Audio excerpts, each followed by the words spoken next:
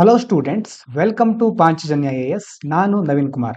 ಇವತ್ತಿನ ದ ಹಿಂದೂ ಪತ್ರಿಕೆಯ ವಿಶ್ಲೇಷಣೆಗೆ ನಿಮಗೆಲ್ಲರಿಗೂ ಸ್ವಾಗತ. ಒಂದೊಂದಾಗಿ ಎಲ್ಲ ಮುಖ್ಯ ವಿಷಯಗಳನ್ನ ನೋಡ್ತಾ ಹೋಗೋಣ. ಮೊದಲನೇದಾಗಿ, R T I is now the right to deny information. ಇದು ಆರ್ ಟಿ ಐ ಕಾಯ್ದೆ ಬಗ್ಗೆ ನೀವು ಹಲವಾರು ಬಾರಿ ಕೇಳಿರ್ತೀರಾ. ಇದರ ಬಗ್ಗೆ ಕೆಲವು ಅಂಶಗಳನ್ನ ಇದು ನಮ್ಮ ಮುಂದಿಡ್ತಾ ಇದೆ. ಇದು ಪೊಲಿಟಿಯಲ್ಲಿ ಸಹ ಉಪಯೋಗ ಆಗುತ್ತೆ, ಮತ್ತೆ ಇನ್ಫಾರ್ಮೇಶನ್ ಟೆಕ್ನಾಲಜಿ ಅದರಲ್ಲೂ ಸಹ ನಾವು ಇದನ್ನ ಬಳಸ್ಕೋಬಹುದು. ಯಾವ ರೀತಿ ಇನ್ಫಾರ್ಮೇಶನ್ ನಮ್ಮ ಬೇರೆ ಬೇರೆ ಸರ್ಕಾರದ ಕೆಲಸಗಳಿಗೆ ಸಂಬಂಧಪಟ್ಟ ಹಾಗೆ ನಾವು ಯೂಸ್ ಮಾಡ್ಕೋಬಹುದು, ಹೀಗೆ ಬೇರೆ ಕಡೆ ನೀವು ಅದನ್ನು ಯೂಸ್ ಮಾಡ್ಕೋಬಹುದು. ಈ ಆರ್ಟಿಕಲ್ನ ಮುಖ್ಯ ಅಂಶಗಳನ್ನ ನೋಡೋದಾದ್ರೆ, ಮೊದಲನೇದು, R T I act empowered citizens. ಅಂತಂದ್ರೆ ಆರ್ ಟಿ ಐ ಕಾಯ್ದೆಯಿಂದ ನಾಗರಿಕರಿಗೆ ಹೆಚ್ಚಿನ ಬಲ ಬಂದಿತ್ತು. The R T I act gave people the power to ask the government for information, making governance more transparent and accountable. ಅಂತಂದ್ರೆ ಆರ್ ಟಿ ಐ ಕಾಯ್ದೆಯಿಂದಾಗಿ ಜನರು ತಮಗೆ ಬೇಕಾದ ಮಾಹಿತಿಯನ್ನ ಸರ್ಕಾರದ ಕುರಿತಾಗಿರಬಹುದು, ಸರ್ಕಾರದ ಬೇರೆ ಬೇರೆ ಯೋಜನೆಗಳ ಕುರಿತಾಗಿರಬಹುದು, ತಮಗೆ ಬೇಕಾದನ್ನ ಸರ್ಕಾರದಿಂದ ಕೇಳಿ ಆ ಒಂದು ಮಾಹಿತಿಯನ್ನ ಪಡ್ಕೊಳ್ಬಹುದಾಗಿತ್ತು. ಇದರಿಂದಾಗಿ ಏನಾಯಿತು, ಗೌರ್ಮೆಂಟ್ ಮುಖ್ಯವಾಗಿ ಸರ್ಕಾರ ಮತ್ತೆ ಬೇರೆ ಬೇರೆ ಶಾಸನ ಸಂಸ್ಥೆಗಳು ಹೆಚ್ಚಿನ ಪಾರದರ್ಶಕತೆಯನ್ನ ಮತ್ತೆ ಹೊಣೆಗಾರಿಕೆಯನ್ನ ರೂಢಿಸಿಕೊಂಡವು. ಅದಾದ್ಮೇಲೆ government resistance. Soon after the law was passed, the government tried to weaken it, but strong public protest stop these changes. ಸರ್ಕಾರ ಸುಮ್ಮನಿರುತ್ತಾ ಅಂತಂದ್ರೆ ತನ್ನ ಒಂದು ಗುಟ್ಟುಗಳು ಹೊರಗಡೆ ಬಿಟ್ಟು ಹೋಗುತ್ತೆ ಅಂತ ಆದ್ರೆ ಸರ್ಕಾರ ಸಹ ಸುಮ್ಮನೆ ಇರೋದಿಲ್ಲ. ಇಂತಹ ಕಾಯ್ದೆಯನ್ನ ಚೇಂಜ್ ಮಾಡ್ಲಿಕ್ಕೆ ಪ್ರಯತ್ನ ಮಾಡ್ತಾನೆ ಇತ್ತು ಸರ್ಕಾರ. ಆದ್ರೆ ಸಾರ್ವಜನಿಕರು ಬಹಳ ದೊಡ್ಡ ಮಟ್ಟದಲ್ಲಿ ಅದಕ್ಕೆ ವಿರೋಧವನ್ನು ವ್ಯಕ್ತಪಡಿಸ್ತಾ ಇದ್ರು. ಹಾಗಾಗಿ ಅಂತಹ ಬದಲಾವಣೆಗಳನ್ನ ಮಾಡ್ಲಿಕ್ಕೆ ಆಗ್ಲಿಲ್ಲ.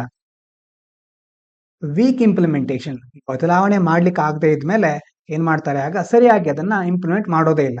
Many R T I officials are retired bureaucrats who work slowly, leading to long delays in providing information, making R T I ineffective. ಅಂತಂದ್ರೆ ಈ ಆರ್ ಟಿ ಐ ಅಧಿಕಾರಿಗಳು ಇರ್ತಾರಲ್ವಾ, ಅವರಲ್ಲಿ ಎಷ್ಟೋ ಜನ ಬೇರೆ ಬೇರೆ ಬ್ಯೂರೋಕ್ರಾಟ್ಗಳು ಅಧಿಕಾರಿಗಳು ನಿವೃತ್ತರಾಗಿರ್ತಾರಲ್ವಾ, ಅವರನ್ನ ಅಲ್ಲಿ ಕೆಲಸಕ್ಕಾಗಿ ವಹಿಸಿರ್ತಾರೆ.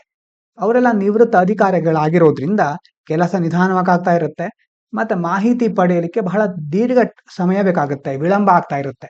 ಹೀಗಾಗಿ ಎಷ್ಟೋ ಸಾರಿ ಅದರ ಮಾಹಿತಿ ಸಿಕ್ಕಿದ ಮೇಲೂ ಸಹ ಅದು ಉತ್ತಮವಾದ ಪರಿಣಾಮವನ್ನು ಉಂಟು ಮಾಡೋದಿಲ್ಲ. ಮುಂದಿನ point, court rulings reduced transparency. Some supreme court judgment made it easier for the government to deny information by broadly interpreting personal information and other exemption. ಈಗ ಸರ್ಕಾರ ಹಾಗೂ ಬೇರೆ ಬೇರೆ ಯಾವುದೇ ಸಂಸ್ಥೆಗಳಾಗಿರಬಹುದು, ಆ ಸಂಸ್ಥೆಗಳಲ್ಲಿ ಕೆಲವೊಂದು ಮಾಹಿತಿ ಕಾನ್ಫಿಡೆನ್ಷಿಯಲ್ ಅಂತ ಇರುತ್ತೆ. ಅಂತಂದ್ರೆ ಅದನ್ನ ಸಾರ್ವಜನಿಕವಾಗಿ ಬೇರೆ ಯಾರಿಗೆ ಅದನ್ನ ಬಿಟ್ಟುಕೊಡುವ ಹಾಗಿಲ್ಲ. ಮತ್ತೆ ಅದೊಂದು ವೈಯಕ್ತಿಕವಾಗಿ ಆ ಸಂಸ್ಥೆಗೆ ಅಥವಾ ಒಂದು ಸರ್ಕಾರಕ್ಕೆ ವೈಯಕ್ತಿಕವಾಗಿ ಸಾಂಸ್ಥಿಕವಾದಂತಹ ಒಂದು ಮಾಹಿತಿ, ಅದನ್ನ ಖಾಸಗಿ ಮಾಹಿತಿ ಅಂತ ಕ್ಲಾಸಿಫೈ ಮಾಡಿರ್ತಾರೆ. ಈಗ ಸುಪ್ರೀಂ ಕೋರ್ಟ್ ಸಹ ಕೆಲವೊಂದು ತೀರ್ಪುಗಳಲ್ಲಿ ಕೆಲವೊಂದು ಮಾಹಿತಿಯನ್ನ ಖಾಸಗಿ ಮಾಹಿತಿ ಹಾಗೂ ಕೆಲವು ವಿನಾಯಿತಿಗಳನ್ನ ಕೊಟ್ಟಿದೆ. ಸರ್ಕಾರ ಈ ತೀರ್ಪುಗಳನ್ನೇ ಇಟ್ಕೊಂಡು ಏನ್ ಮಾಡ್ತಾ ಇದೆ, ಜನರಿಗೆ ಕೆಲವೊಂದು ಮಾಹಿತಿಯನ್ನ ಕೊಡ್ಲಿಕ್ಕೆ ನಿರಾಕರಿಸ್ತಾ ಇದೆ. Citizens must defend R T I. ಹಾಗಾಗಿ if people and the media do not actively protect R T I, the government may continue to weaken it, reducing transparency and accountability. ಒಂದು ವೇಳೆ ಸಾರ್ವಜನಿಕರು, ನಾಗರಿಕರು ಆರ್ ಟಿ ಐನ ರಕ್ಷಿಸಲಿಕ್ಕೆ ಮುಂದಾಗದೇ ಇದ್ರೆ, ಪದೇ ಪದೇ ಸರ್ಕಾರಕ್ಕೆ ಪ್ರಶ್ನೆಗಳನ್ನ ಕೇಳದೇ ಇದ್ರೆ, ಸರ್ಕಾರ ಏನ್ ಮಾಡುತ್ತೆ, ಹಂತ ಹಂತವಾಗಿ ಇಂತಹ ಕಾಯ್ದೆಗಳನ್ನ ದುರ್ಬಲಗೊಳಿಸ್ತಾ ಹೋಗುತ್ತೆ.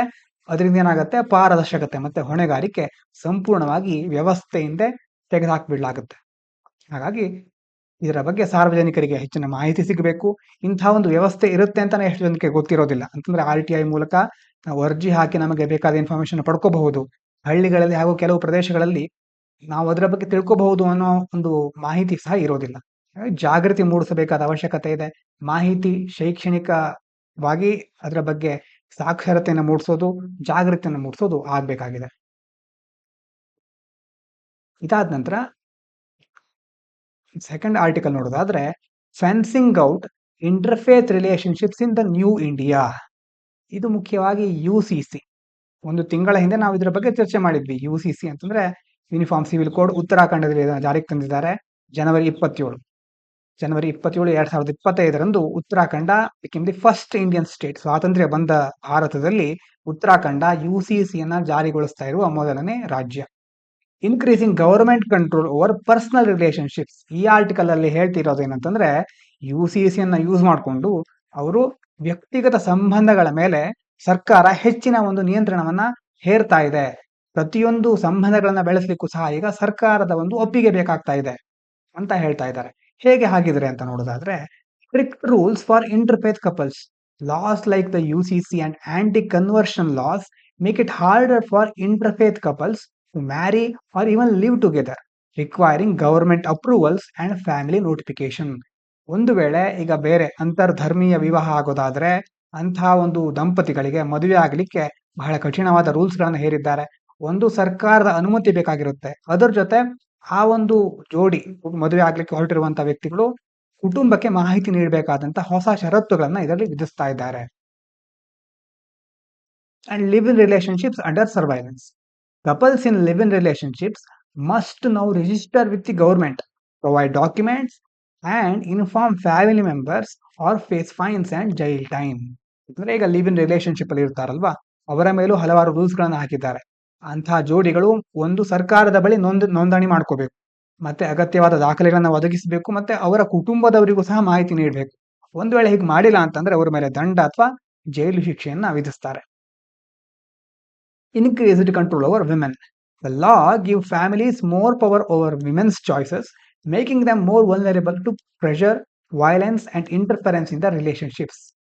ಅಂದ್ರೆ ಮುಖ್ಯವಾಗಿ ಈಗ ಮಹಿಳೆಯರಿಗೆ ಸಂಬಂಧಿಸಿದ ಹಾಗೆ ಆ ಮಹಿಳೆಯರು ಯಾವ ಕುಟುಂಬದಲ್ಲಿ ಇರ್ತಾರೆ, ಒಟ್ಟಾರೆ ಕುಟುಂಬದ ಒಂದು ಜಡ್ಜ್ಮೆಂಟ್ ಅನ್ನ, ಕುಟುಂಬದ ಒಂದು ಅನಿಸಿಕೆಯನ್ನು ತೆಗೆದುಕೊಳ್ತಾರೆ. ಮಹಿಳೆಯರ ವೈಯಕ್ತಿಕವಾದಂತಹ ನಿರ್ಧಾರಗಳಿಗೆ ಇಲ್ಲಿ ಹೆಚ್ಚಿನ ಮಹತ್ವನ ಕೊಡ್ಲಿಲ್ಲ. ಹೀಗಾಗಿ ಸ್ತ್ರೀಯರಿಗೆ ಒತ್ತಡ, ಹಿಂಸೆ ಮತ್ತೆ ಕುಟುಂಬದ ಹಸ್ತಕ್ಷೇಪದಂತಹ ಸಮಸ್ಯೆಗಳು ಎದುರಾಗಬಹುದು ಇದರಿಂದ ಅಂತ ಇದರಲ್ಲಿ ಹೇಳ್ತಾ ಇದ್ದಾರೆ. Spreading to other states like Rajasthan and Gujarat are considering similar laws which could lead to more restrictions on personal relationships across India. ಈಗ ಒಂದು ಕಡೆ ಈ ಒಂದು ಲಾ ಬಂದಿದೆ ಅಂತ ಆದ್ರೆ UCCಯನ್ನ, ಈಗ ರಾಜಸ್ಥಾನ ಮತ್ತೆ ಗುಜರಾತ್ ನಂತಹ ಬೇರೆ ರಾಜ್ಯಗಳು ಸಹ ಇದೇ ರೀತಿ ಲಾಗಳನ್ನ ಅಳವಡಿಸಲಿಕ್ಕೆ ಯೋಜಿಸ್ತಾ ಇವೆ. ಈ ರೀತಿ ಲಾಗಳೇ ಆಗ್ಬಿಟ್ರೆ ಪರ್ಸನಲ್ ರಿಲೇಶನ್ಶಿಪ್ ಇರಬಹುದು ಅಥವಾ ವೈಯಕ್ತಿಕ ಸಂಬಂಧ, ಯಾವುದೇ ಒಂದು ವಿಚಾರಕ್ಕೆ ನಾವು ಗೌರ್ಮೆಂಟಿನ ಒಂದು ಕಂಟ್ರೋಲ್ ಇದ್ದು ಬಿಡ್ತೇವೆ, ಜನರಿಗೆ ಸ್ವಾತಂತ್ರ್ಯನೇ ಇರೋದಿಲ್ಲ ಅಂತ ಈ ಆರ್ಟಿಕಲ್ ನಲ್ಲಿ ಅವರು ಹೇಳ್ತಾ ಇದ್ದಾರೆ. ಹೆಚ್ಚಿನ ನಿರ್ಬಂಧಗಳನ್ನ ಹೇರ್ತಾ ಇದ್ದಾರೆ ಇಂತಹ ಕಾನೂನುಗಳ ಮೂಲಕ ಸರ್ಕಾರದವರು ಅಂತ ಹೇಳ್ತಾ ಇದ್ದಾರೆ. ಇದಾದ ನಂತರ ಈ ಕಡೆ ಎಡಿಟೋರಿಯಲ್ ಇತ್ತಲ್ವ, ಇನ್ನೊಂದು ಚಿಕ್ಕದು, ನಾಟ್ ಬಿಸ್ನೆಸ್ ಆಸ್ ಯೂಶುವಲ್. ಇದೇನು ಹೇಳುತ್ತೆ ಅಂತಂದ್ರೆ, ನಿಮಗೆಲ್ರಿಗೂ ಗೊತ್ತಿರಬಹುದು, ಭಾರತದ ಮೆಡಿಸಿನ್ ಇಂಡಸ್ಟ್ರಿ ಬಗ್ಗೆ ಜಗತ್ತಿನಲ್ಲಿ ಎಲ್ಲಾ ಕಡೆ ಗೌರವ ಇದೆ. ಮತ್ತೆ ಜನರಿಕ್ ಮೆಡಿಸಿನ್ಗಳ ಬಗ್ಗೆ, ಭಾರತದ ಜನರಿಕ್ ಮೆಡಿಸಿನ್ ಅಂತಂದ್ರೆ ಈಗ ಸ್ಪೆಷಲ್ ಆಗಿರೋ ಮೆಡಿಸಿನ್ಗಳು ಬೇರೆ, ಜನರಿಕ್ ಮೆಡಿಸಿನ್ಗಳು ಬೇರೆ. ಈಗ ಪ್ಯಾರಾಸಿಟಮೋಲ್ ಅಂತಹ ಕೆಲವೊಂದು ಮೆಡಿಸಿನ್ಗಳು ಇರುತ್ತಲ್ವಾ, ಅಂತಹ ಜನರಿಕ್ ಮೆಡಿಸಿನ್ಗಳ ಬಗ್ಗೆ ಭಾರತದಲ್ಲಿ ತಯಾರಾಗುವಂತ ಇಂತಹ ಮಾತ್ರೆಗಳಾಗಿರ್ಬೋದು, ಔಷಧಿ ಸಿರಪ್ಗಳಾಗಿರ್ಬೋದು, ಇದರ ಬಗ್ಗೆ ಎಲ್ಲ ಕಡೆ ಒಳ್ಳೆಯ ಮಾನ್ಯತೆ ಇದೆ. ಆದ್ರೆ ಈಗೇನಾಗ್ತಾ ಇದೆ, ಕೆಲವು ದಿನಗಳಿಂದ Indian drug companies are facing criticism over toxic cough syrups and contaminated eye drops cause deaths and serious health issues in multiple countries. ಕೆಲವೊಂದು ವಿಷಕಾರಿಯಾದ ಕೆಮ್ಮಿನ ಸಿರಪ್ಗಳು ಮತ್ತೆ ಕಣ್ಣಿನ ಹನಿಗಳಿರುತ್ತಲ್ವಾ, ಐ ಡ್ರಾಪ್ಸ್, ಅದು ಸಹ ಕಲುಷಿತ ಆಗಿರೋದು.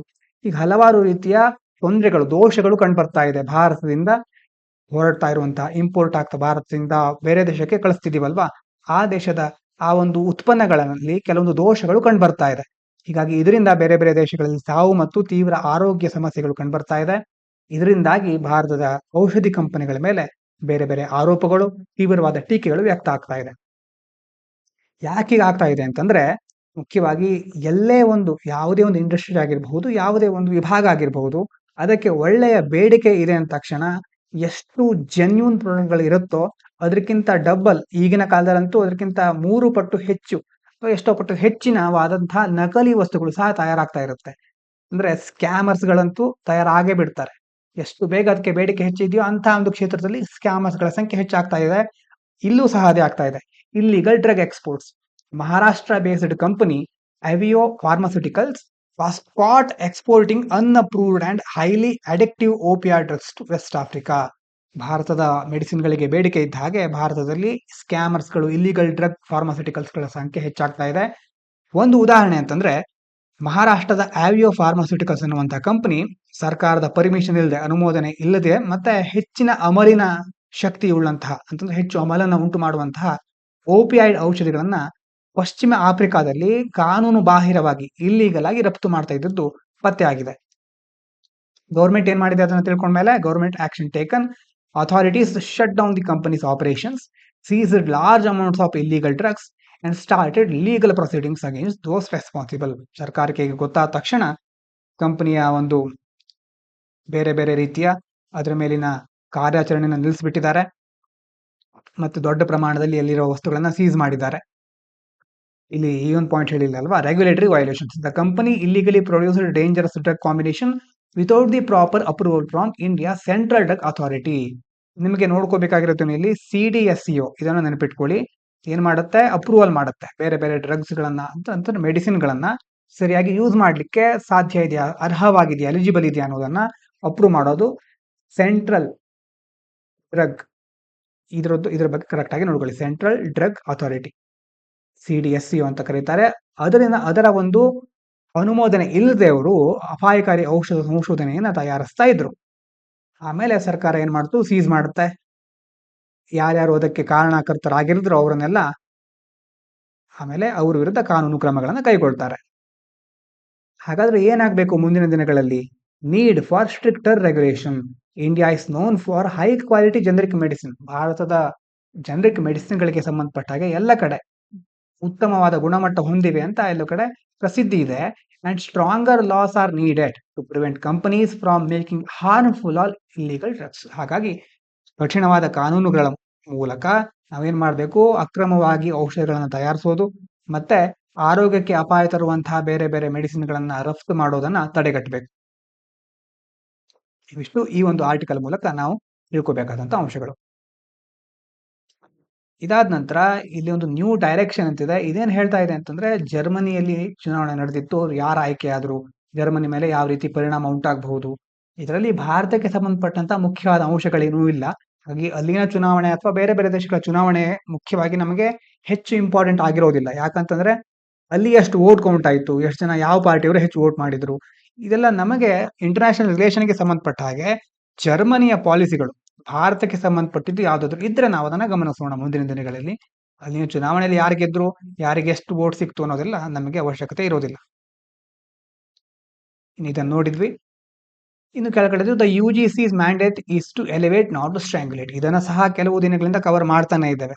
ಅಂದ್ರೆ ಯೂನಿವರ್ಸಿಟಿ ಗ್ರಾಂಟ್ ಕಮಿಷನ್ ಇದೆಯಲ್ವಾ, ಅಂತಂದ್ರೆ ಬೇರೆ ಬೇರೆ ರಾಜ್ಯಗಳಲ್ಲಿ ಯೂನಿವರ್ಸಿಟಿಗಳಿರುತ್ತೆ. ಆ ಯೂನಿವರ್ಸಿಟಿಗಳಿಗೆ ಫಂಡ್ ಅನ್ನ ಕೊಡೋದಾಗಿರ್ಬಹುದು, ಮತ್ತೆ ಕೆಲವೊಂದು ಅವುಗಳಿಗೆ ಸಂಬಂಧಪಟ್ಟ ತೀರ್ಮಾನವನ್ನ ಕೈಗೊಳ್ಳುವ ಸಮಿತಿ ಇದು.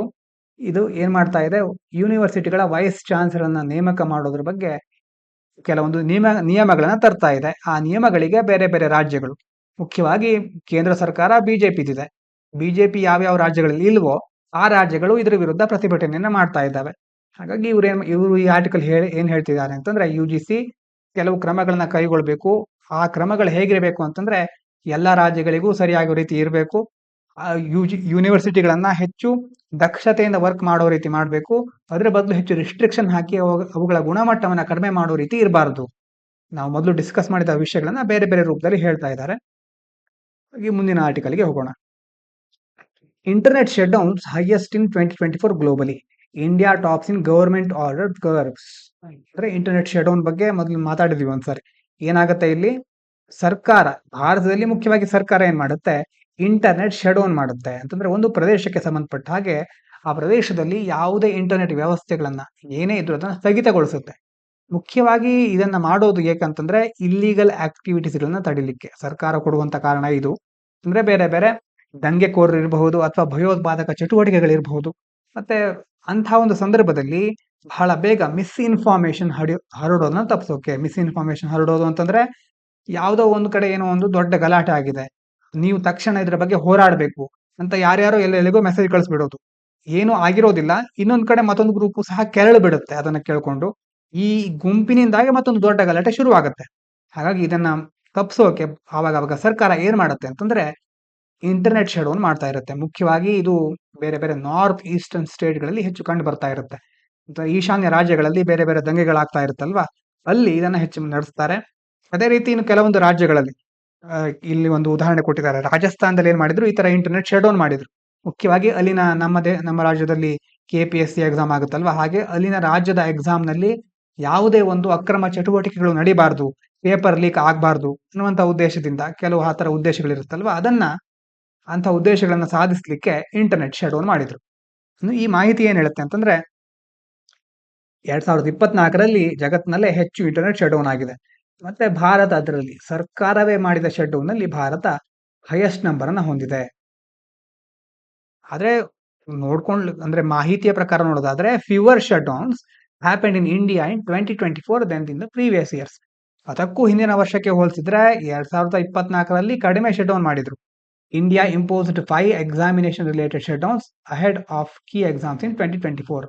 ಇದು ಈಗ ಸ್ವಲ್ಪ ಹೊತ್ತಿನಿಂದ ಹೇಳಿದ್ವಲ್ವಾ, ಯಾವುದೋ ಒಂದು ಎಕ್ಸಾಮ್ ಬಂತಂದ್ರೆ ಯಾವುದೇ ಅಕ್ರಮ ಚಟುವಟಿಕೆಗಳು ನಡಿಬಾರದು ಆ ಎಕ್ಸಾಮ್ಗೆ ಸಂಬಂಧಪಟ್ಟ ಹಾಗೆ ಅಂತ ಸುಮಾರು 5 ಸಾರಿ ಇಂಟರ್ನೆಟ್ ಶಟ್ ಡೌನ್ ಅನ್ನ ಮಾಡಿದ್ರು.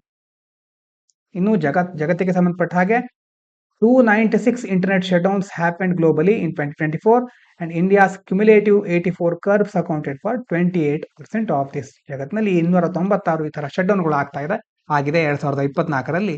ಅದರಲ್ಲಿ ಭಾರತ ಒಂದು 84 ಶಟ್ ಡೌನ್ಗಳನ್ನ ಮಾಡೋದ್ರ ಮೂಲಕ 28% ಪಾಲನ್ನ ಹೊಂದಿದೆ. ಇದನ್ನು ಎಲ್ಲಿ ಯೂಸ್ ಮಾಡ್ಕೋಬಹುದು? ಇದನ್ನು ಯೂಸ್ ಮಾಡ್ಕೊಳ್ಳೋದು ನಾವು ಮುಖ್ಯವಾಗಿ ಇಂಟರ್ನಲ್ ಸೆಕ್ಯೂರಿಟಿ ಬಗ್ಗೆ. GS3ಯಲ್ಲಿ ಇಂಟರ್ನಲ್ ಸೆಕ್ಯೂರಿಟಿ ಅನ್ನುವಂಥ ಸಬ್ಜೆಕ್ಟ್ ಇದೆಯಲ್ವಾ, ಆ ಒಂದು ಟಾಪಿಕ್ ನಲ್ಲಿ ಇಂಟರ್ನೆಟ್ ಶಟ್ ಡೌನ್ ಅನ್ನ ಮಾಡ್ತಾರೆ ಮತ್ತೆ ಅದರ ಬಗ್ಗೆ ಕೆಲವು ಮಾಹಿತಿಗಳನ್ನ ಕೊಡಬಹುದು. ಮತ್ತೆ ಸೊಸೈಟಿ ಎಥಿಕ್ಸ್ ಆ ಒಂದು ಪ್ರದೇಶದಲ್ಲೂ ಆ ಒಂದು ವಿಷಯದಲ್ಲೂ ಬಳಸ್ಕೋಬಹುದು. ಇನ್ನೊಂದು weekly rest for pilots will be raised to 48 hours from July 1 Delhi high court. ನಿನ್ನೆ ಒಂದು ವಿಷಯವನ್ನು ನೋಡಿದ್ವಿ, ಮುಖ್ಯವಾಗಿ ಯಾವ್ದಕ್ಕೆ ಸಂಬಂಧಪಟ್ಟಿದ್ದು, ಭಾರತದಲ್ಲಿ ಹೆಚ್ಚು ದುಡಿಸ್ಕೋತಾರೆ, ಸರಿಯಾಗಿ ಬ್ರೇಕ್ ಕೊಡೋದಿಲ್ಲ ಕಂಪನಿಗಳಾಗಿರ್ಬಹುದು ಅಥವಾ ಮೈಗ್ರೆಂಟ್ ವರ್ಕರ್ಸ್ ಗಳಿಗೆ ವಿಶೇಷವಾಗಿ ನೋಡಿದ್ವಿ. ಇಲ್ಲಿ ಪೈಲಟ್ ಗಳಿಗೆ ಸಂಬಂಧಿಸಿದಾಗಿ ಒಂದು ಒಳ್ಳೆಯ ಕ್ರಮವನ್ನು ತೆಗೆದುಕೊಂಡಿದ್ದಾರೆ. ವೀಕ್ಲಿ ರೆಸ್ಟ್, ವಾರಕ್ಕೆ ಅವರಿಗೆ 48 ಗಂಟೆಗಳ ಒಂದು ರೆಸ್ಟ್ ಅನ್ನು ಕೊಡ್ತಾರೆ. 24 ತಾಸು ಅಂತಂದ್ರೆ ಒಂದಿನ, 48 ತಾಸು ಅಂತಂದ್ರೆ 2 ದಿನ. ವಾರಕ್ಕೆ ಸುಮಾರು 2 ದಿನಗಳ ಕಾಲ ಕಂಪ್ಲೀಟ್ ಆದ ರೆಸ್ಟ್ ಅನ್ನು ಅವರಿಗೆ ಕೊಡ್ತಾರೆ. ಯಾಕೆ ರೆಸ್ಟ್ ಕೊಡ್ತಾ ಇದ್ದಾರೆ? ಎಷ್ಟೋ ಪೈಲಟ್ಗಳು ಫ್ಯಾಟಿಗ್ ಅಂತಂದ್ರೆ ಅಸ್ವಸ್ಥತೆಯನ್ನ ಸರಿಯಾಗಿ ಕೆಲಸ ಮಾಡ್ಲಿಕ್ಕಾಗದೆ ಪ್ರೊಡಕ್ಟಿವಿಟಿ ಇಲ್ಲದೆ ನಮ್ಮ ಕೆಲಸಗಳಲ್ಲಿ ಕೆಲವು ದೋಷಗಳನ್ನ ಕಂಡು ಬರ್ತಾ ಇದೆ ಅಂತ ಹೇಳ್ತಾ ಇದ್ರು. ಹಾಗಾಗಿ ಇದನ್ನ ತಪ್ಪಿಸ್ಲಿಕ್ಕೆ ಸರ್ಕಾರ ಈ ರೀತಿಯ ಕ್ರಮಗಳನ್ನ ಕೈಗೊಳ್ತಾ ಇದೆ. ನಮ್ಮ ದೇಶದಲ್ಲಿ ಮೊದಲಿಂದ ಬಂದಿರುವಂತಹ ಒಂದು ಅನಿಸಿಕೆ ಏನು ಅಂತಂದ್ರೆ, ಹೆಚ್ಚು ಹೊತ್ತು ಕೆಲಸ ಮಾಡಿದ್ರೆ ಬಹಳ ಕೆಲಸ ಮಾಡ್ದ ಹಾಗೆ ಅಂತ. ಆದ್ರೆ ನಿನ್ನೆ ಸಹ ಇದನ್ನೇ ಹೇಳಿದ್ವಿ ಒಂದ್ಸಾರಿ, ಪ್ರೊಡಕ್ಟಿವಿಟಿ ಅನ್ನೋದಕ್ಕೂ ಎಷ್ಟು ಹೊತ್ತು ಕೆಲಸ ಮಾಡಿದೇವೆ ಅನ್ನೋದಕ್ಕೂ ನೇರವಾದ ಸಂಬಂಧ ಇರೋದಿಲ್ಲ ಅಂತ ಎಷ್ಟೋ ಸೈಂಟಿಫಿಕ್ ಸ್ಟಡಿಗಳು ಹೇಳುತ್ತೆ. ಅಂತಂದ್ರೆ ನಾವು ಪ್ರತಿನಿತ್ಯ 12 ಗಂಟೆ ದುಡ್ದೀವಿ ಅನ್ನೋ ಮಾತ್ರಕ್ಕೆ 12 ಗಂಟೆ ಕೆಲಸ ಆಗಿದೆ ಅಂತಲ್ಲ. ಅದರಲ್ಲಿ ನಿಜವಾಗ್ಲೂ ಆಗಿರೋದು ಸುಮಾರು 4 ರಿಂದ 5 ಗಂಟೆ ಆಗಿರುತ್ತೆ. ಹಾಗಾಗಿ ಬೇರೆ ದೇಶಗಳಲ್ಲಿ ಏನ್ ಮಾಡುತ್ತೆ ಅಂತಂದ್ರೆ, ದಿನಕ್ಕೆ 5 ರಿಂದ 6 ತಾಸು ಮಾತ್ರ ಕೆಲಸ ಅವಧಿಯನ್ನ ಇಡುತ್ತೆ. ಉಳಿದ ಟೈಮ್ ನಲ್ಲಿ ಅವರಿಗೆ ರೆಸ್ಟ್ ಅಥವಾ ಮೆಂಟಲ್ ಆಗಿ ಯಾವುದೇ ಪ್ರೆಷರ್ ಅನ್ನ ಕೊಡೋದಿಲ್ಲ. ಹೀಗಿದ್ದಾಗ ಬಹಳ ಎಫಿಷಿಯನ್ಸಿಯಿಂದ ನಮ್ಮ ಮೈಂಡ್ ಇರುತ್ತಲ್ವ, ಅದು ಬಹಳ ಈಸಿಯಾಗಿ ಕೆಲಸದ ಮೇಲೆ ಫೋಕಸ್ ಮಾಡ್ಲಿಕ್ಕೆ ಸಾಧ್ಯ ಆಗುತ್ತೆ. ಕೆಲಸ ಎಷ್ಟು ಮುಖ್ಯನೋ ರೆಸ್ಟ್ ಸಹ ಅಷ್ಟೇ ಮುಖ್ಯ ಅನ್ನೋದು ಈಗಿನ ಸೈಂಟಿಫಿಕ್ ವರದಿಗಳ ಅಭಿಪ್ರಾಯ. ಭಾರತದಲ್ಲೂ ಇಂತಹ ವರದಿಗಳು ಹೆಚ್ಚು ಮುನ್ನೆಲೆಗೆ ಬಂದ್ರೆ ಮುಂದಿನ ದಿನಗಳಲ್ಲಿ ಒಳ್ಳೆಯ ಬೆಳವಣಿಗೆ ನಮಗೆ ಕಾಣಬಹುದು. ಇನ್ನು scientist propose table top test to check quantumness of gravity. ಇದ್ರ ಬಗ್ಗೆ ನೋಡೋಣ ಸ್ವಲ್ಪ ಹೊತ್ತಿನ ನಂತರ. ಇನ್ನು ಚಿಕ್ಕ ವಿಷಯಗಳನ್ನ ಮುಗಿಸ್ಕೊಬಿಡೋಣ. ಇಲ್ಲಿ ಈ ಕಡೆ ಏನ್ ಹೇಳ್ತಿದ್ದಾರೆ, Xi affirms no limits partnership with Putin in phone call. ಅಂದ್ರೆ ಚೀನಾ ಮತ್ತೆ ರಷ್ಯಾದ ಬಗ್ಗೆ. ಚೀನಾದ ಅಧ್ಯಕ್ಷ ಕ್ಸಿ ಜಿನ್ಪಿಂಗ್ ಇದಾರಲ್ವಾ, ಅವರು ರಷ್ಯಾ ಜೊತೆ ಉತ್ತಮ ಸಂಬಂಧವನ್ನ ಮುಂದುವರಿಸಿಕೊಂಡಿದ್ದೇವೆ. ನಮ್ಮ ಮತ್ತು ಅವರ ಸಂಬಂಧದ ನಡುವೆ ಯಾವುದೇ ಲಿಮಿಟ್ ಇಲ್ಲ, ನಾವು ಚೆನ್ನಾಗೇ ಇದ್ದೇವೆ ಮೊದಲಿಂದ ಅಂತಂದ್ರೆ. ಟ್ರಂಪ್ ಅವರಿಗೂ ಸಹ ಒಂದು ಆಗಾಗ ಇಂತಹ ಸಂದೇಶಗಳು ಕೊಡ್ತಾ ಇರ್ತಾರೆ, ನಾವಿಬ್ರು ಒಟ್ಟಾಗೆ ಇದ್ದೇವೆ. China Russia relations have strong internal driving force and unique strategic value and are not aimed at nor are they influenced by any third party. ಅಂತಂದ್ರೆ ನಮ್ಮಿಬ್ಬರ ಮಧ್ಯದಲ್ಲಿ ಬರ್ಲಿಕ್ಕೆ ಯಾರಿಗೂ ಸಾಧ್ಯ ಇಲ್ಲ, ಯಾವುದೇ ಮೂರನೇ ವ್ಯಕ್ತಿ ಬಂದು ನಮ್ಮ ಎರಡು ದೇಶಗಳ ಸಂಬಂಧವನ್ನ ಹಾಳು ಮಾಡ್ಲಿಕ್ಕೆ ಸಾಧ್ಯ ಇಲ್ಲ ಅಂತ ಹೇಳ್ತಾ ಇದ್ದಾರೆ. Ukraine war will only halt with deal that suits Moscow, Russia. ಅಂದ್ರೆ ಅಮೆರಿಕ ಏನ್ ಹೇಳ್ತಾ ಇದೆ, ರಷ್ಯಾ ಜೊತೆ ಒಂದು ಒಪ್ಪಂದವನ್ನ ಮಾಡಿಕೊಂಡು ಯುಕ್ರೇನ್ ಯುದ್ಧವನ್ನ ನಿಲ್ಲಿಸ್ತೇವೆ ಅಂತ ಹೇಳ್ತಾ ಇದೆ. ರಷ್ಯಾ ಏನ್ ಹೇಳುತ್ತೆ ಅಂತಂದ್ರೆ, ಯಾವುದು ಮಾಸ್ಕೋ ಅಂದ್ರೆ ರಷ್ಯಾದ ರಾಜಧಾನಿ, ರಷ್ಯಾಕ್ಕೆ ಯಾವುದು ಹೆಲ್ಪ್ ಆಗುತ್ತೋ ಅಂತಹ ಒಂದು ಡೀಲ್ ಇದ್ರೆ ಮಾತ್ರ ನಾವು ಯುದ್ಧವನ್ನ ನಿಲ್ಲಿಸ್ತೇವೆ ಅಂತ. ನಮಗೆ ಹೆಲ್ಪ್ ಆಗ್ಬೇಕು, ನಮಗೆ ಬೆನಿಫಿಟ್ ಆಗ್ಬೇಕು, ಆಗ ನೋಡೋಣ ಬೇಕಿದ್ರೆ ಯುದ್ಧ ನಿಲ್ಲಿಸೋದನ್ನ ಅಂತ ರಷ್ಯಾ ಹೇಳ್ತಾ ಇದೆ. ಇನ್ನು US resolution urging end to Ukraine war fails to get UNGA nod. ಇನ್ನು ಯುನೈಟೆಡ್ ನೇಷನ್ ಜನರಲ್ ಅಸೆಂಬ್ಲಿ, ವಿಶ್ವಸಂಸ್ಥೆಯ ಸಾಮಾನ್ಯ ಸಭೆ ಇದೆಯಲ್ವಾ, ಅದರಲ್ಲಿ ಅಮೆರಿಕ ಒಂದು ಎಲ್ರಿಗೂ ಬೇರೆ ದೇಶಗಳ ವೋಟಿಂಗ್ ಅನ್ನ ಪಡ್ಕೊಂಡಿತ್ತು. ಅಂತಂದ್ರೆ ಈಗ ಯುಕ್ರೇನ್ ವಾರನ್ನು ನಿಲ್ಲಿಸೋ ಬಗ್ಗೆ. ಆದ್ರೆ ಎಷ್ಟೋ ದೇಶಗಳು ಅದಕ್ಕೆ ಸರಿಯಾಗಿ ಸಹಮತವನ್ನ ಕೊಡ್ಲಿಲ್ಲ. ಮತ್ತೆ ಅದರಲ್ಲಿ ಮುಖ್ಯವಾಗಿ European assembly approved a dueling European backed Ukrainian resolution demanding Russia immediately withdraw from Ukraine. ಎಷ್ಟೋ ದೇಶಗಳು ಏನ್ ಹೇಳ್ತಾ ಇದೆ ಅಂತಂದ್ರೆ, ಯುರೋಪಿಯನ್ ಕಂಟ್ರೀಸ್ಗಳು ಹೇಳ್ತಾ ಇದೆಯಲ್ವಾ, ಅಂತಂದ್ರೆ ರಷ್ಯಾ ಮೊದಲು ಯುಕ್ರೇನ್ ನ ಬಿಟ್ಟು ಹೋಗ್ಬೇಕು ಅನ್ನೋದ್ರ ಬಗ್ಗೆ ಬೇರೆ ಬೇರೆ ದೇಶಗಳು ಒಪ್ಪಿಗೆನ ಕೊಡ್ತಾ ಇದೆ. ಆದ್ರೆ ಟ್ರಂಪ್ ಅವರಿಗೆ ಸಂಬಂಧಪಟ್ಟ ಹಾಗೆ ಅಂತಂದ್ರೆ ಈ ಎರಡು ದೇಶಗಳು ಒಟ್ಟಾಗಿ ಸೇರ್ಕೊಂಡು ಬಹಳ ಬೇಗ ಯುದ್ಧ ಮುಗಿಸೋದ್ರ ಬಗ್ಗೆ ಬಹಳಷ್ಟು ದೇಶಗಳು ಒಪ್ಪಿಗೆಯನ್ನ ಕೊಡ್ತಾ ಇಲ್ಲ. ಅಂತಂದ್ರೆ ಅದರಿಂದ ಏನಾಗ್ತಾ ಇದೆ, ಅಲ್ಲಿ ಯುಕ್ರೇನ್ ಅನ್ನ ಅವರು ಪರಿಗಣಿಸ್ತಾ ಇಲ್ಲ ಒಂದು ಮುಖ್ಯವಾಗಿ. ಎರಡನೇದು ಯುರೋಪಿಯನ್ ಕಂಟ್ರೀಸ್ ಗಳನ್ನ ಪರಿಗಣನೆಗೆ ತೆಗೆದುಕೊಳ್ತಾ ಇಲ್ಲ. ಹೀಗಾಗಿ ಆ ಒಂದು ಎರಡು ದೇಶಗಳ ಎಲ್ಲ ಯಾರ್ಯಾರು ಅದರಲ್ಲಿ ಒಳಗೊಳ್ತಾರೋ ಅವರೆಲ್ಲರನ್ನ ಸೇರಿಸ್ಕೊಂಡು ಮಾತುಕತೆ ನಡೆಸಬೇಕು ಅನ್ನೋದು ಬಹಳಷ್ಟು ದೇಶಗಳ ಅಭಿಪ್ರಾಯ. ಇದಾದ ನಂತರ ಇಲ್ಲೊಂದು ಚಿಕ್ಕ ಮಾಹಿತಿ ಇದೆ, ಒಂದು ಇನ್ಫಾರ್ಮೇಶನ್ ಅಷ್ಟೇ. ಸರ್ವೈಲೆನ್ಸ್ ಕ್ಯಾಪಿಟಲಿಸಂ ಈ ಟರ್ಮ್ ಬಗ್ಗೆ ಜಸ್ಟ್ ನೆನಪಿಟ್ಕೊಳ್ಳಿ. ಎಥಿಕ್ಸ್ ನಲ್ಲಿ ಅಥವಾ ಯಾವ್ದಾದ್ರು ಒಂದು ವಿಷಯದಲ್ಲಿ ನಿಮ್ಗೆ ಹೆಲ್ಪ್ ಆಗಬಹುದು. The power to control personal data ಅಂತಂದ್ರೆ ಇಲ್ಲೊಂದು ಎಕ್ಸಾಂಪಲ್ ಕೊಟ್ಟಿದ್ದಾರೆ. ಎಕ್ಸಾಂಪಲ್ ಏನ್ ಹೇಳುತ್ತೆ ಅಂತಂದ್ರೆ, ಯಾರೋ ಇಬ್ರು ಒಂದು ಸೋಷಿಯಲ್ ಮೀಡಿಯಾ ಗ್ರೂಪ್ ಅಲ್ಲಿ ಚಾಟ್ ಮಾಡ್ತಾ ಇದ್ದಾರೆ ಅಂತ ಇಟ್ಕೊಳ್ಳಿ. ಆಗ ಅವರು ಒಂದು ಯಾವ್ದನ್ನ ಒಬ್ರು ಹೇಳ್ತಾರೆ, ಎ ಮತ್ತೆ ಬಿ ಅಂತ ಎರಡು ವ್ಯಕ್ತಿಗಳು ಚಾಟ್ ಮಾಡ್ತಾ ಇದ್ದಾರೆ. ಏನ್ ಹೇಳ್ತಾರೆ, ಇಂದ ಒಂದ್ ಕಡೆ ಫಂಕ್ಷನ್ ಇದೆ, ನಾನು ಫಂಕ್ಷನ್ಗೆ ಹೋಗ್ತಾ ಇದ್ದಾನೆ ಅಂತ ಹೇಳಿದಾಗ ಬಿ ವ್ಯಕ್ತಿ ಏನ್ ಹೇಳ್ತಾರೆ, ಹೌದು ನಾನು ಹೋಗ್ಬೇಕು, ನನಗೆ ಅದಕ್ಕೆ ಯಾವ್ಯಾವ ರೀತಿ ವಸ್ತುಗಳನ್ನ ತೆಗೆದುಕೊಳ್ಬೇಕು, ಯಾವ ರೀತಿ ಬಟ್ಟೆ ತೆಗೆದುಕೊಳ್ಬೇಕು ಅಂತ ತುಂಬಾ ಡೀಟೇಲ್ಸ್ ಗಳನ್ನ ಕೊಡ್ತಾ ಹೋಗ್ತಾರೆ. ತನಗೆ ಈ ತರದ್ದೆಲ್ಲ ತೆಗೆದುಕೊಳ್ಬೇಕು ಅಂತ ಆಸೆ ಇದೆ, ಅದಕ್ಕೆ ನಾನು ಈ ರೀತಿ ಪ್ರಿಪೇರ್ ಆಗ್ತಾ ಇದ್ದೇನೆ ಅಂತ ಹೇಳ್ತಾರೆ. ಆ ಚಾಟ್ ಅಲ್ಲಿಗೆ ಮುಗಿಯುತ್ತೆ. ಆಮೇಲೆ ಇವರು ಮತ್ತೆ ಮೊಬೈಲ್ ಯೂಸ್ ಮಾಡ್ಬೇಕಾದ್ರೆ ಬೇರೆ ಒಂದು ವೆಬ್ ಪ್ಲಾಟ್ಫಾರ್ಮ್ ಅನ್ನು ಓಪನ್ ಮಾಡ್ತಾರೆ. ಇವರು ಯಾವ್ಯಾವ ರೀತಿ ಇನ್ಫಾರ್ಮೇಶನ್ ಇಲ್ಲಿ ಕೊಟ್ಟಿದಾರಲ್ವಾ ಅದಕ್ಕೆ ಸಂಬಂಧಪಟ್ಟ ಅಡ್ವರ್ಟೈಸ್ಮೆಂಟ್ ಇಲ್ಲಿ ಬರ್ತಾ ಇರುತ್ತೆ. ಅದರ ಅರ್ಥ ಏನು, ಪ್ರತಿಯೊಂದು ಸಹ ಮಾನಿಟರ್ ಆಗ್ತಾ ಇರುತ್ತೆ. ನೀವು ಪರ್ಸನಲ್ ಚಾಟ್ ಅಂತ ಅಂದ್ಕೊಂಡಿರಬಹುದು, ಆದ್ರೆ ಆ ಚಾಟ್ ಸಹ ಬೇರೆ ಬೇರೆ ಪ್ರತಿ ಕಂಪನಿಗಳು ಅವರೊಳಗೆ ಒಪ್ಪಂದವನ್ನ ಮಾಡಿಕೊಂಡು ಪ್ರತಿಯೊಂದು ಒಂದಕ್ಕೊಂದು ಲಿಂಕ್ ಹಾಕೊಂಡಿರುತ್ತೆ. ಹಾಗಾಗಿ ಆ ಮೂಲಕ ನಿಮ್ಮ ಒಂದು ಅಟೆನ್ಷನ್ ಅನ್ನ, ನಿಮ್ಮ ಸಮಯ, ನಿಮ್ಮ ಹಣ ಪ್ರತಿಯೊಂದನ್ನು, ನಾವೆಲ್ಲರೂ ಇದ್ದೀವಿ ಇಂಥ ಒಂದು ಈ ಐ ಅಂತಂದ್ರೆ ಏನು, ಈ ಐ ಸಿಂಬಲ್ ಯಾವ್ದರ ಸಿಂಬಲ್ ಇದೋ ಪ್ರತಿಯೊಂದು, ನೀವು ಜಾರ್ಜ್ ಓರ್ವೆಲ್ ಅವರದ್ದು ಒಂದು 1984 ಅನ್ನುವಂತ ನೋವೆಲ್ ಬಗ್ಗೆ ಕೇಳಿದಿರೇನೋ, big brother is watching you ಅಂತ ಅದರಲ್ಲಿ ಒಂದು ಸ್ಟೇಟ್ಮೆಂಟ್ ಬರುತ್ತೆ. ಅಂತಂದ್ರೆ ನಾವು ಯಾವಾಗಲೂ ಒಂದು ಸರ್ವೈಲೆನ್ಸ್ ಅಡಿಯಲ್ಲೇ ಇರ್ತೇವೆ, ಒಂದು ಸರ್ಕಾರದಾಗಿರ್ಬಹುದು ಅಥವಾ ಇಂಥ ಒಂದು ಪ್ರೈವೇಟ್ ಕಂಪನಿಗಳಾಗಿರ್ಬಹುದು. ಈ ಈ ಒಂದು ವಿಷಯಗಳು, ಈ ಒಂದು ಸಂಸ್ಥೆಗಳು ನಮ್ಮನ್ನ ಯಾವಾಗಲೂ ಸರ್ವೆ ಮಾಡ್ತಾನೆ ಇರುತ್ತೆ. ಪ್ರತಿಯೊಂದು ಹಂತವನ್ನು, ನಮ್ಮ ಪ್ರತಿಯೊಂದು ಆಕ್ಟಿವಿಟಿಯನ್ನು ಗಮನಿಸ್ತಾನೆ ಇರುತ್ತೆ. ಹಾಗಾಗಿ ನಮಗೆ ಫ್ರೀಡಮ್ ಯಾವಾಗಲೂ ಇರೋದಿಲ್ಲ. ನಾವು ಅನ್ಕೊಂಡಿರ್ತೇವೆ ನಮಗೆ ಬೇಕಾದ ಆಯ್ಕೆನೆ ಮಾಡಿರ್ತೇವೆ ಅಂತ, ಆದ್ರೆ ನಮ್ಮ ಆಯ್ಕೆಯನ್ನ ನಿರ್ಧಾರ ಮಾಡೋದು ಈ ಕಂಪನಿಗಳಾಗಿರುತ್ತೆ ಅಂತ ಇದರಲ್ಲಿ ಹೇಳ್ತಾ ಇರ್ತಾರೆ. ಇಲ್ಲಿ ಅದರ ಟರ್ಮ್ ಅನ್ನ ಡೆಫಿನೇಷನ್ ನೋಡೋದಾದ್ರೆ, surveillance capitalism is an economic system, ಒಂದು ಆರ್ಥಿಕವಾದಂತ ವ್ಯವಸ್ಥೆ, ಅದು ಆರ್ಥಿಕ ವ್ಯವಸ್ಥೆ in which personal data is collected, analysed and sold by tech conglomerate to predict and manipulate human behaviour. ಏನಿದು ಒಂದು ಆರ್ಥಿಕ ವ್ಯವಸ್ಥೆ, ಇದು ಸರ್ವೈಲೆನ್ಸ್ ಕ್ಯಾಪಿಟಲಿಸಂ ಅನ್ನೋದು. ಅಲ್ಲಿ ಏನ್ ಮಾಡ್ತಾರೆ ಅಂತಂದ್ರೆ, ಪರ್ಸನಲ್ ಡೇಟಾ ವೈಯಕ್ತಿಕ ಮಾಹಿತಿಯನ್ನ ಮೊದಲನೇದಾಗಿ ಕಲೆಕ್ಟ್ ಮಾಡ್ತಾರೆ, ಆಮೇಲೆ ಅನಲೈಸ್ ಮಾಡ್ತಾರೆ ಯಾವ ಯಾವ ಮಾಹಿತಿ ಇದೆ ಅಂತ, ಮತ್ತೆ ಅದನ್ನ ಸೋಲ್ಡ್ ಮಾಡ್ತಾರೆ ಅಂತಂದ್ರೆ ಬೇರೆಯವರಿಗೆ ಮಾರ್ತಾರೆ. ಒಂದು ಕಂಪನಿ ಇನ್ನೊಂದು ಕಂಪನಿಗೆ ಮಾರುತ್ತೆ. ಆ ಮೂಲಕ ನಮ್ಮ ನಮ್ಮ ಬೇರೆ ಬೇರೆ ಬಿಹೇವಿಯರ್ ಗಳನ್ನ, ನಮ್ಮ ನಡವಳಿಕೆಯನ್ನ ಊಹಿಸುತ್ತವೆ, ಪ್ರೆಡಿಕ್ಟ್ ಮಾಡುತ್ತವೆ. ಮತ್ತೆ ಆ ಮೂಲಕ ಪ್ರೆಡಿಕ್ಟ್ ಮಾಡೋದು ಮಾತ್ರ ಅಲ್ಲ, ಅದನ್ನ ಬದಲಾಯಿಸುವ ಸಾಮರ್ಥ್ಯಗಳು, ಮ್ಯಾನಿಪುಲೇಟ್ ಮಾಡುವ ಸಾಮರ್ಥ್ಯಗಳು ಈ ಒಂದು ಟೆಕ್ನಾಲಜಿ, ಒಂದು ಸರ್ವೈಲೆನ್ಸ್ ಕ್ಯಾಪಿಟಲಿಸಂಗೆ ಇರುತ್ತೆ ಅಂತ ಈ ಆರ್ಟಿಕಲ್ ಮೂಲಕ ತಿಳ್ಕೊಬಹುದು. ಈ ಟರ್ಮ್ ಅನ್ನ ಬೇಕಾದ ಕಡೆ ಯೂಸ್ ಮಾಡ್ಕೊಳ್ಳಿ, ನಿಮ್ಮ ಕ್ರಿಯೇಟಿವಿಟಿಗೆ ಬಿಟ್ಟಂತ ವಿಚಾರ. ಇನ್ನು ಸೈನ್ಸ್ ಬಗ್ಗೆ ಇನ್ನೊಂದು ಆರ್ಟಿಕಲ್ ಇದೆ. ಇದು ಗ್ರಾವಿಟೇಷನ್ ಮತ್ತೆ ಕ್ವಾಂಟಮ್ ಮೆಕ್ಯಾನಿಕ್ಸ್ ಬಗ್ಗೆ ಹೇಳ್ತಾ ಇದೆ. ಏನು ಅಂತ ನೋಡೋಣ. Quantum mechanics versus gravity conflict. Scientists understand quantum mechanics and general relativity, but they don't know how gravity fits into quantum mechanics. ಮುಖ್ಯವಾಗಿ ಎರಡು ಕ್ಲಾಸಿಕಲ್ ಮೆಕ್ಯಾನಿಕ್ಸ್ ಅಂತ ಒಂದಿರುತ್ತೆ, ಅದರಲ್ಲಿ ನ್ಯೂಟನ್ಸ್ ನಿಯಮಗಳು ಬರುತ್ತೆ, ಗ್ರಾವಿಟೇಷನ್ ಬರುತ್ತೆ, ಹೀಗೆ ಬೇರೆ ಬೇರೆ ಹಿಂದಿನಿಂದ ಬಂದಂತಹ ಕೆಲವೊಂದು ರೂಲ್ಸ್ಗಳು ಕ್ಲಾಸಿಕಲ್ ಮೆಕ್ಯಾನಿಕ್ಸ್ ನಲ್ಲಿ ಬರುತ್ತೆ. ಕ್ವಾಂಟಮ್ ಮೆಕ್ಯಾನಿಕ್ಸ್ ಏನ್ ಮಾಡುತ್ತೆ, ಆ ಎಲ್ಲ ನಿಯಮಗಳನ್ನ ಮೀರಿ ಹೊಸದಾದ ನಿಯಮಗಳನ್ನ ಕೊಡ್ತಾ ಹೋಗುತ್ತೆ. ಅಂತಂದ್ರೆ ಟೈನಿ ಪಾರ್ಟಿಕಲ್ಸ್, ಈಗ ಒಂದು ಸಬ್ ಅಟಾಮಿಕ್ ಲೆವೆಲ್ ಅಂತ ಹೇಳ್ತೀವಲ್ವಾ, ಅಂತಂದ್ರೆ ಅಣುಗಳಿಗಿಂತ ಸ್ವಲ್ಪ ಕೆಳಮಟ್ಟದಲ್ಲಿ ಎಲೆಕ್ಟ್ರಾನ್ಗಳು, ಪ್ರೋಟಾನ್ಗಳು ಇದೆಲ್ಲ ಇರುವಂತಹ ಲೆವೆಲ್ ನಲ್ಲಿ ಅಪ್ಲೈ ಆಗೋದು ಈ ಕ್ವಾಂಟಮ್ ಮೆಕ್ಯಾನಿಕ್ಸ್. ಸೈಂಟಿಸ್ಟ್ಗಳಿಗೆ ಕ್ವಾಂಟಮ್ ಮೆಕ್ಯಾನಿಕ್ಸ್ ಅಂತಂದ್ರೆ ಏನು ಅಂತ ಅರ್ಥ ಆಗಿದೆ, ಗ್ರಾವಿಟೇಷನ್ ಅನ್ನೋದು ಏನು ಅಂತ ಗೊತ್ತಾಗಿದೆ, ಆದ್ರೆ ಎರಡು ಒಂದಕ್ಕೊಂದು ಹೇಗೆ ಸಂಬಂಧವನ್ನು ಹೊಂದಿವೆ ಅನ್ನೋದು ಇನ್ನು ಗೊತ್ತಾಗ್ತಾ ಇಲ್ಲ. ಹಾಗಾಗಿ ಒಂದು ನ್ಯೂ ಎಕ್ಸ್ಪೆರಿಮೆಂಟ್ ಮಾಡೋದ್ರ ಬಗ್ಗೆ ಒಂದು ಪ್ರಪೋಸಲ್ ಅನ್ನ ಇಟ್ಟಿದ್ದಾರೆ. 2024 study suggests an experiment to test if gravity follows quantum rules. Gravitation ಸಹ ಕ್ವಾಂಟಮ್ ರೂಲ್ಸ್ ಗಳನ್ನ ಫಾಲೋ ಮಾಡುತ್ತಾ ಅನ್ನೋದ್ರ ಬಗ್ಗೆ ಒಂದು ಟೆಸ್ಟ್ ಮಾಡ್ಲಿಕ್ಕೆ ಹೊರಟಿದ್ದಾರೆ by using superposition. Superposition ಅಂತಂದ್ರೆ ಏನು? Where an object exist in two places at once or tiny test masses. ಅಂದ್ರೆ ಒಂದು ವಸ್ತು ಎರಡು ಪ್ರದೇಶಗಳಲ್ಲಿ ಒಂದೇ ಕಾಲದಲ್ಲಿ ಇರೋದು, ಅದಕ್ಕೆ ಸೂಪರ್ ಪೊಸಿಷನ್ ಅಂತ ಹೇಳ್ತಾರೆ. ಎರಡು ಪೊಸಿಷನ್ ಅನ್ನ ಒಂದೇ ಸಾರಿ ಹೊಂದಿರೋದು, ಅದಕ್ಕೆ ಸೂಪರ್ ಪೊಸಿಷನ್ ಅಂತ ಹೇಳ್ತಾರೆ. Weak gravity testing. Unlike past experiment focusing on strong gravity, ಮೊದಲೆಲ್ಲ ಏನ್ ಮಾಡ್ತಾ ಇದ್ರು, ಬ್ಲ್ಯಾಕ್ ಹೋಲ್ಗಳ ಬಗ್ಗೆ ಅಥವಾ ಅದಕ್ಕೆ ಸಂಬಂಧಪಟ್ಟ ಸ್ಟ್ರಾಂಗ್ ಗ್ರಾವಿಟೇಷನ್ ಫೋರ್ಸ್ಗಳ ಬಗ್ಗೆ ಸ್ಟಡಿ ಮಾಡ್ತಾ ಇದ್ರು. ಈಗ this one studies weak gravity like small objects making it easier to test in labs. ಈಗ ಚಿಕ್ಕ ಚಿಕ್ಕ ವಸ್ತುಗಳಲ್ಲಿ ಮತ್ತೆ ನಮ್ಮ ಸುತ್ತಮುತ್ತಲು ನಡೆಯುವ ಪ್ರಕ್ರಿಯೆಗಳಲ್ಲಿ ಯಾವ ರೀತಿ ಗ್ರಾವಿಟಿ ಎಫೆಕ್ಟ್ ಆಗುತ್ತೆ ಅನ್ನೋದನ್ನ ಸ್ಟಡಿ ಮಾಡ್ತಾರೆ. ಹಾಗಾಗಿ ಇದನ್ನ ಲ್ಯಾಬ್ಗಳಲ್ಲೇ ಮಾಡಬಹುದು ಅಂತ ಹೇಳ್ತಾ ಇದ್ದಾರೆ.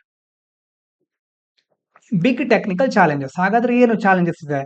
The experiment needs very precise conditions like vacuum. Vacuum ಅಂತಂದ್ರೆ ಅಲ್ಲಿ ಗಾಳಿ ಇರಬಾರ್ದು, ಯಾವುದೇ ಪಾರ್ಟಿಕಲ್ಗಳು ಸಹ ಇರಬಾರ್ದು. ಮತ್ತೆ extremely tiny objects, nano crystals ಅಂತ ಕರೀತಾರೆ, in two places at once, ಎರಡು ಪ್ಲೇಸ್ಗಳಲ್ಲಿ ಒಂದೇ ಸಾರಿ ಇರಬೇಕು ಅದು, ಅದಕ್ಕೆ ಸೂಪರ್ ಪೊಸಿಷನ್ ಅಂತ ಹೇಳೋದು. ಹಾಗಾಗಿ ಅಂತಹ ಒಂದು ಕ್ರಿಯೆಯನ್ನ ಸಾಧಿಸಬೇಕಾಗಿದೆ ಈಗ ಸೈಂಟಿಸ್ಟ್ಗಳು. ಪಾಸಿಬಲ್ ಬಿಗ್ ಡಿಸ್ಕವರಿ ಏನಾಗಬಹುದು ಇದರಿಂದ? If successful, this test could prove that gravity is quantum or reveal that gravity is something entirely new. ಒಂದು ಇದರಿಂದ ಏನರ್ಥ ಆಗುತ್ತೆ? ಗ್ರಾವಿಟೇಷನ್ ಸಹ ಕ್ವಾಂಟಮ್ ರೂಲ್ಗಳನ್ನ ಫಾಲೋ ಮಾಡುತ್ತೆ ಅಂತ ಅರ್ಥ ಆಗುತ್ತೆ. ಅದಾಗದೇ ಇದ್ರೆ ಗ್ರಾವಿಟೇಷನ್ಗೂ ಕ್ವಾಂಟಮ್ ಸಿದ್ಧಾಂತಕ್ಕೂ ಯಾವುದೇ ಸಂಬಂಧ ಇಲ್ಲ, gravity is something entirely new ಅಂತ ಅರ್ಥ ಆಗುತ್ತೆ. ಅದರಿಂದ ಏನು? It will change our understanding of the physics. ನಾವು ಭೌತಶಾಸ್ತ್ರದ ಬಗ್ಗೆ ಕೆಲವೊಂದು ಅಭಿಪ್ರಾಯಗಳನ್ನ ಇಟ್ಕೊಂಡಿದ್ವಲ್ವಾ, ಅದು ಬಹಳ ಕಂಪ್ಲೀಟ್ ಆಗಿ ಚೇಂಜ್ ಮಾಡುವಂತ ಸಾಧ್ಯತೆ ಇದರಿಂದ ಎದುರಾಗುತ್ತೆ. ಮುಂದಿನ ದಿನಗಳಲ್ಲಿ ಇಂತಹ ಪರಿಸ್ಥಿತಿಗಳು ಯಾವ್ಯಾವ ರೀತಿ ಶೋಧನೆಗಳಾಗತ್ತೆ ಅಂತ ಕಾದು ನೋಡ್ಬೇಕಾಗಿದೆ. ಇನ್ನು ಇದಕ್ಕೆ ಸಂಬಂಧಪಟ್ಟಾಗೆ ಕೆಲವು ಟರ್ಮ್ಗಳಿದೆ, ಇದನ್ನ ಇಂಗ್ಲಿಷ್ ಅಲ್ಲಿ ನೋಡ್ಕೊಳ್ಳೋದೇ ಒಳ್ಳೇದು. ಕನ್ನಡದಲ್ಲಿ ಸರಿಯಾದ ವಿಜ್ಞಾನದ ಶಬ್ದಗಳು ಸಿಗೋದಿಲ್ಲ, ಅಂತಂದ್ರೆ ಬೇರೆ ಬೇರೆ ಕಡೆ ಬೇರೆ ಬೇರೆ ರೀತಿ ಇರುತ್ತೆ. ನಿನ್ನೇನು ಸಹ ಹೇಳಿದ್ದೆ. ಕ್ವಾಂಟಮ್ ಮೆಕ್ಯಾನಿಕ್ಸ್ ಅಂತಂದ್ರೆ ಏನು? The branch of physics that explains how tiny particles behave. Tiny particles ಅಂತಂದ್ರೆ ಚಿಕ್ಕ ಪಾರ್ಟಿಕಲ್ಗಳು, ಎಲೆಕ್ಟ್ರಾನ್ ಮತ್ತೆ ಫೋಟಾನ್ ಎಕ್ಸಾಂಪಲ್ ಅದಕ್ಕೆ. Unlike normal physics, particles can exist in multiple state at once.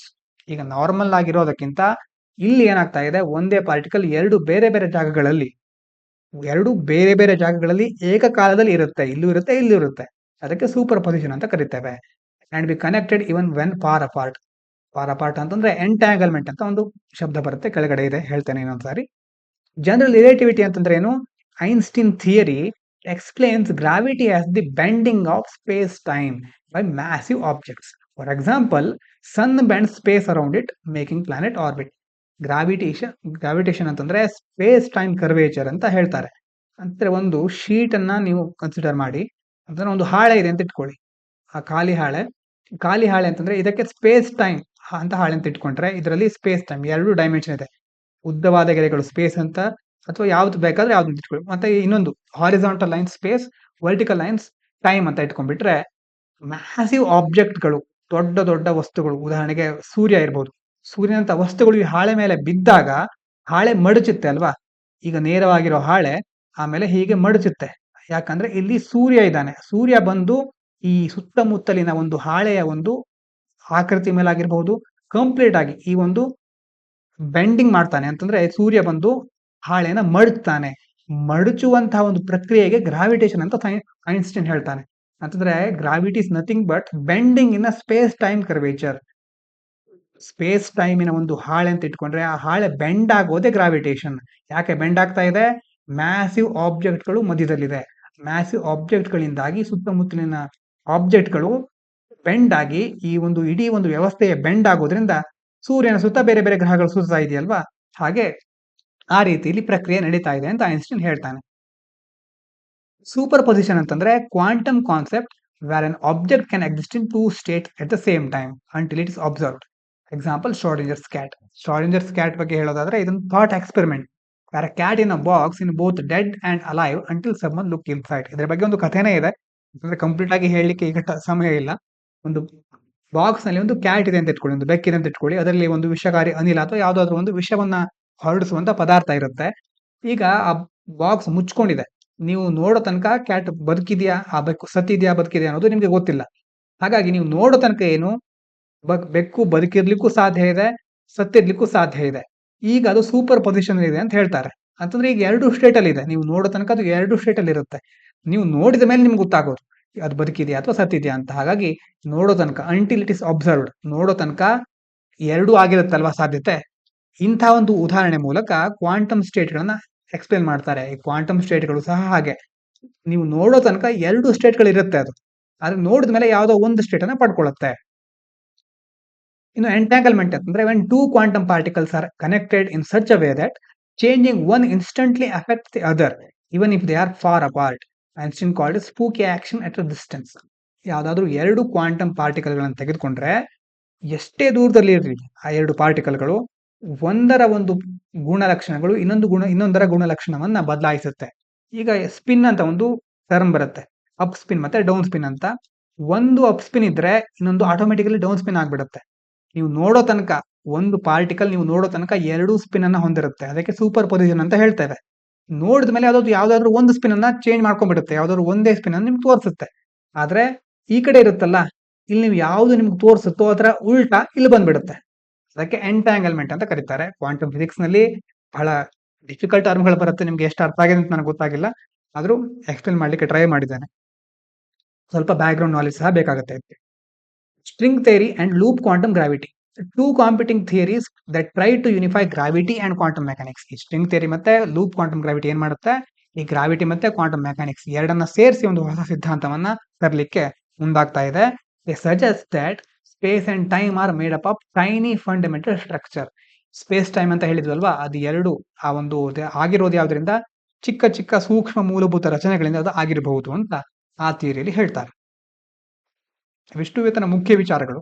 ಇನ್ನು ವೊಕ್ಯಾಬುಲರಿ ನೋಡೋದಾದ್ರೆ, Raja's journey from a small village to becoming scientist was astounding. Astounding ಅಂತಂದ್ರೆ amazing, incredible, ಅದ್ಭುತವಾಗಿದ್ದು, ಆಶ್ಚರ್ಯಕರವಾಗಿದ್ದು.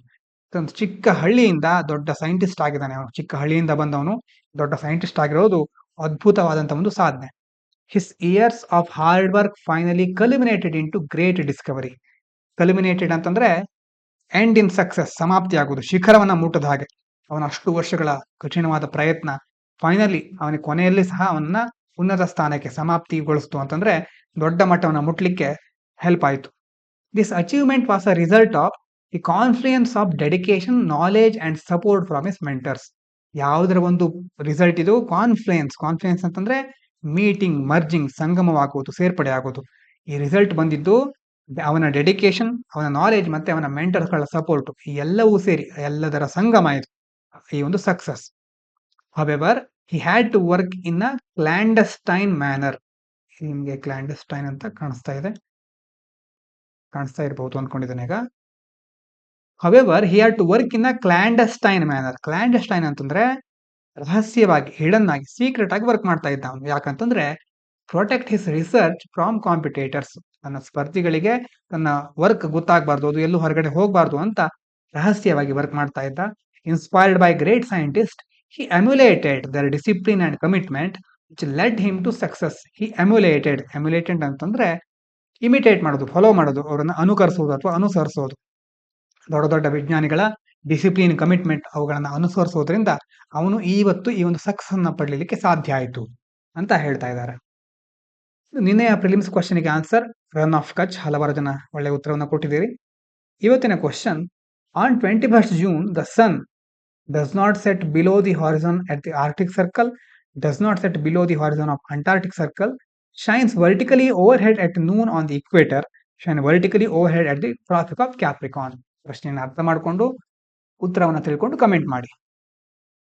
ಇನ್ನು mains question, RTI Act was meant to empower citizens and ensure transparency.